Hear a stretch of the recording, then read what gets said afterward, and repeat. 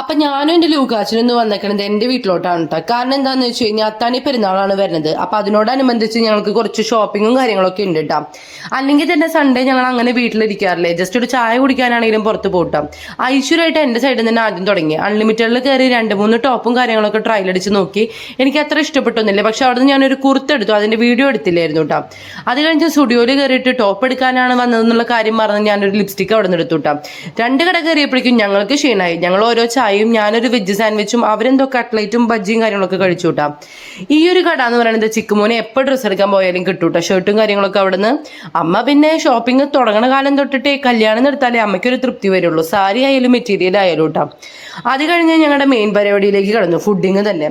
ഇത് നമ്മുടെ പാടുകാടുള്ള ഒരു കടയാണ് കേട്ടോ. സംഭവം വലിയ സെറ്റപ്പുള്ള കടയൊന്നും അല്ലെങ്കിലും അത്യാവശ്യം നല്ല ഫുഡും കാര്യങ്ങളൊക്കെ ഉണ്ട് കേട്ടോ. അങ്ങനെ ഉച്ചയ്ക്ക് പോയി ഞങ്ങൾ എത്തിയപ്പോൾ രാത്രിയായിട്ടോ. അപ്പോൾ ഇന്നത്തെ വീഡിയോ അത്രയേ ഉള്ളൂ. വീഡിയോ ഇഷ്ടപ്പെട്ട് കഴിഞ്ഞാൽ എല്ലാവരും സപ്പോർട്ട് ചെയ്യണേ.